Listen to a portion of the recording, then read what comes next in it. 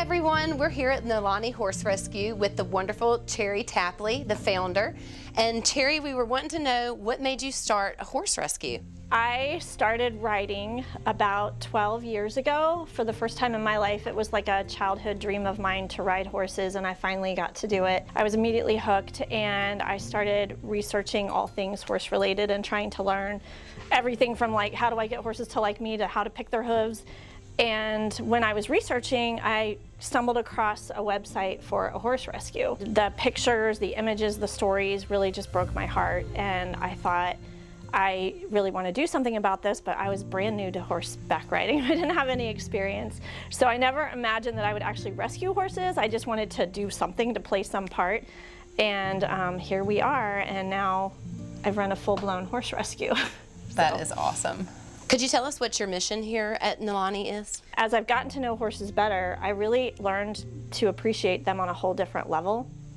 And horses really just being around them, they don't need to be ridden. They are just incredibly sensitive, intuitive creatures that bring peace and healing to people. So even if a horse is rideable but doesn't want to be ridden anymore because maybe they've had a bad experience with it, we don't necessarily force that issue. We really just look at each horse as an individual and try to come up with the best plan for them. And if that means that they are adoptable as a companion or a rideable horse, or if it means they need sanctuary here with us because maybe they're older and they've already been through enough and they don't need to change hands again, then they get sanctuary here. That's awesome. So, does Nalani mean something particular? Yes. When I first started the rescue, I felt like it was my divine calling, and I wanted to come up with something that meant that like included that. And I also wanted to create heaven for horses who have been through abuse, and neglect, and trauma. It turns out that Nalani is Hawaiian for of the heavens. So I feel like this property really has enabled us to create an environment that is natural for horses. They get to live in a herd, they get to have relationships with their friends and their herd mates.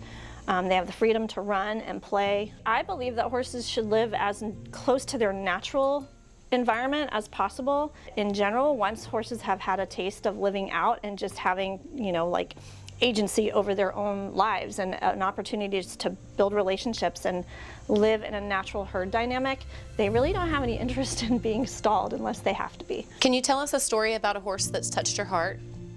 Gosh, well, if people think of rescue horses as unwanted or old and broken down, that's definitely not the case. So we have a horse here now who was bred to be a racehorse. Her name is Brew by You, and she is a gorgeous thoroughbred.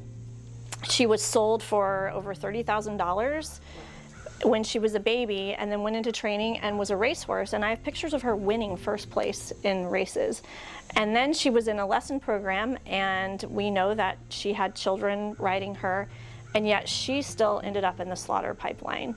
So we have gotten her back to health, and she is just gorgeous, and she's being ridden again, and she's up for adoption.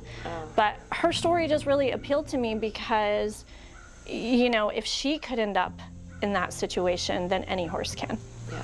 It's interesting. I mean, I could rescue a horse or horses every day of the week because there are so many that need it. Maybe an owner has fallen on hard times and this horse has been their beloved horse for years, but for some reason they need the horse to have a home. And if I can save them from entering that auction system and that pipeline and help somebody out in our own community at the same time, then that's something that I try to say yes to. Other than that, I go to an auction in New Holland, Pennsylvania, that's kind of known as a dumping ground for horses. There are a lot of Amish horses that have been used for buggy horses or plow horses or whatever to do work for the Amish, and they got dumped there. And I've rescued several from that auction because by the time a horse has reached that, it's pretty much end of the line and they're on their way to slaughter from there.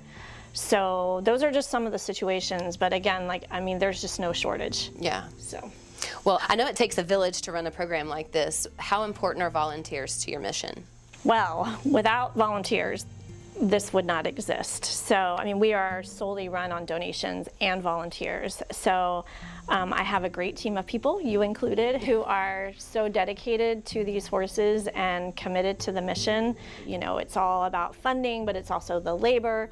So always looking for people to join our team. We do just have an age limit, and we require that you have experience with horses. Okay. And honestly, like for anyone just watching, just to follow my social media, Cherry Tapley, on Facebook, Instagram, to share my posts, to comment on them, just to get the word out.